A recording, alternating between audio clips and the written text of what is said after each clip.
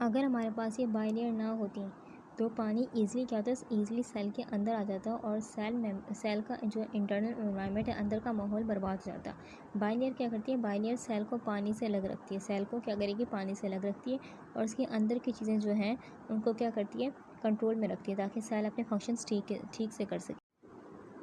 ये जो फॉस्फोलिपिड होता है, फॉस्फोलिपिड क्या है, फॉस्फोलिपिड अगर हमसे कोई पूछे कि फॉस्फोलिपिड क्या है तो हम क्या बोल सकते हैं कि फॉस्फोलिपिड एक ऐसा मॉलिक्यूल होता है जो सेल मेम्ब्रेन बनाने में हेल्प करता है। इसमें दो पार्ट होते हैं, हाइड्रोफिलिक एंड हाइड्रोफोबिक। फॉस्फोलिपिड जो होता है दो मेन चीज़ों से मिलकर बना हुआ होता है, एक मिलकर बना होता है फैटी एसिड से, ठीक है, और दूसरा मिलकर बना होता है फैटी फॉस्फेट ग्रुप से।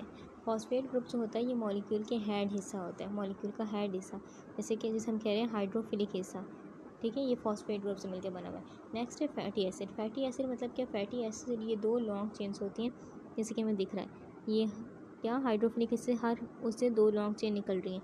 ये दो लॉन्ग चेन्स होती हैं जो मॉलिक्यूल्स के टेल हिस्सा बनाती हैं। ये हेड हिस्सा है हाइड्रोफिलिक और ये टेल हिस्सा बना रही हैं, ठीक है, टेल हिस्सा बना रही होती हैं और ये पानी से दूर भागती हैं, हाइड्रोफोबिक होती हैं। इन दो पार्ट्स के अलावा फॉस्फोलिपिड जो होता है, फॉस्फोलिपिड में और भी कई चीज़ होती हैं लेकिन हम याद कर रखेंगे मेन दो, एक क्या फॉस्फेट ग्रुप, दूसरा फैटी एसिड। फॉस्फेट ग्रुप ये है हाइड्रोफिलिक और फैटी एसिड ये है, दो मेन लॉन्ग चेन निकल रही हैं, ठीक है। Now we are discussing very important topic that is model, fluid mosaic model. इसमें क्या होता है, 1972 में क्या क्या था, सिंगर एनजीएल निकोलसन ने सेल मेम्ब्रेन का फ्लड मोज़ेक मॉडल प्रपोज किया था। इस मॉडल के मुताबिक सेल मेम्ब्रेन क्या है, एक फ्लूइड यानी कि पानी जैसा स्ट्रक्चर होता है जिसमें फॉस्फोलिपिड एक मैट्रिक्स बनाते हैं। फॉस्फोलिपिड कहाँ गए, फॉस्फोलिपिड लेयर, फॉस्फोलिपिड बाइलेयर, ये सारी रेड जो दिख रही है फॉस्फोलिपिड बाइलेयर है, ठीक है। तो मैट्रिक्स मतलब क्या, फॉस्फोलिपिड का हम बोल सकते हैं एक गद्दा होता है, ठीक है, एक लेयर होती है, एक फॉस्फोलिपिड का मैट्रिक्स होता है, ठीक है। अब और जो ग्लाइकोप्रोटीन्स होते हैं, ग्लाइकोप्रोटीन हमें दिख रहे हैं, ग्लाइकोप्रोटीन, ये ग्लाइकोप्रोटीन क्या होते हैं, जो ग्लूकोज और प्रोटीन से मिलकर बने होते हैं, ग्लाइकोप्रोटीन, ठीक है, किससे मिलकर बने हैं, प्रोटीन और ग्लूकोज से मिलकर बने होते हैं।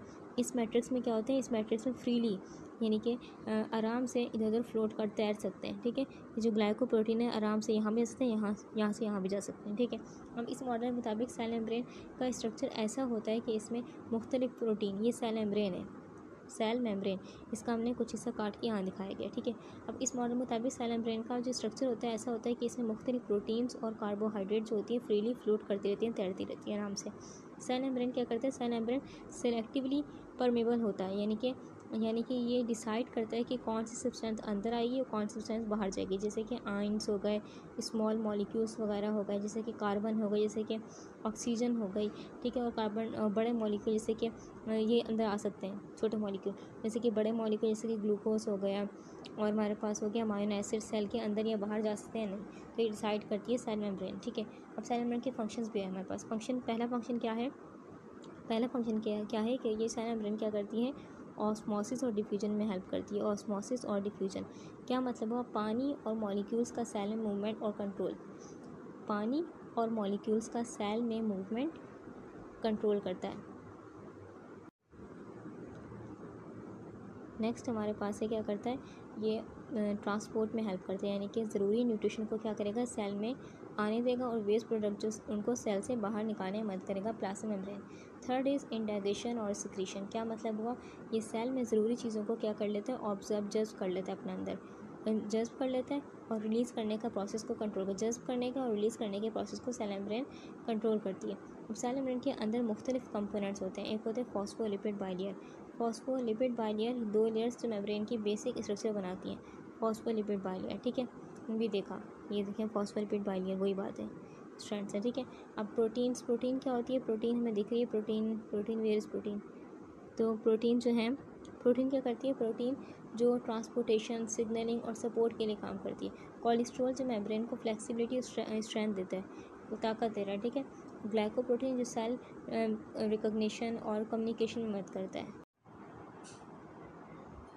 ये डायग्राम सेल मेम्ब्रेन की कंपोनेंट और स्ट्रक्चर देखने में, स्ट्रक्चर को समझने में मदद करी है। पहला क्या नंबर क्या है, फॉस्फोलिपिड बाइलेयर। फॉस्फोलिपिड बाइलेयर का मतलब क्या होता है, यानी कि सेल मेम्ब्रेन का बेसिक स्ट्रक्चर फॉस्फोलिपिड बाइलेयर बना रही है, ठीक है। अब सेल ये एक डबल लेयर में अरेंज होती है, first layer second layer. Double layer में अरेंज होती है, बाइलेयर इसी हम बाइलेयर कहते हैं। हर फॉस्फोलिपिड मॉलिक्यूल में एक हाइड्रोफिलिक हेड होता है जो कि पानी को अट्रैक्ट करता है, ये हाइड्रोफिलिक हेड है, ये हाइड्रोफिलिक हेड और अंदर के ये क्या है, इस तरीके से होता है, ठीक है। हाइड्रोफिलिक हेड होता है और हाइड्रोफोबिक टेल्स होती हैं, 2 टेल्स होती हैं, हर उसमें से निकल रही होती हैं, ठीक है। अब बाइलेयर इसलिए बनती है ताकि सेल्स के अंदर और बाहर का एनवायरनमेंट जो हो, अंदर का और बाहर का एनवायरनमेंट कंट्रोल में रह सके और अनवांटेड चीज़ें सेल के अंदर ना जा सके।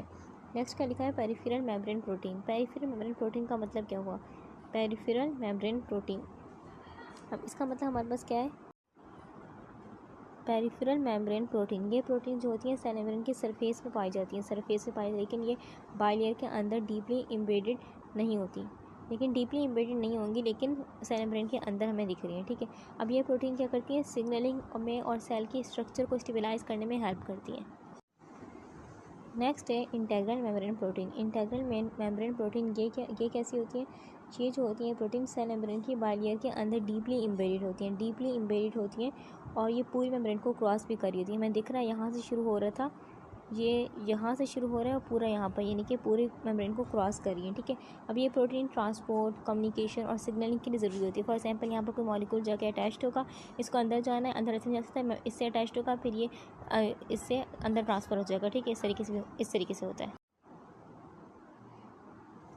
ग्लाइकोप्रोटीन क्या होता है, ग्लाइकोप्रोटीन वो प्रोटीन होती हैं जिनके साथ कार्बोहाइड्रेट की चेन, कार्बोहाइड्रेट यानी कि शुगर की चेन अटैच्ड होती हैं। अब ये कार्बोहाइड्रेट सेल रिकॉग्निशन और कम्युनिकेशन में हेल्प करता है। ग्लाइकोप्रोटीन की मदद से सेल एक दूसरे को पहचानते हैं और इम्यून सिस्टम को ट्रिगर करते हैं।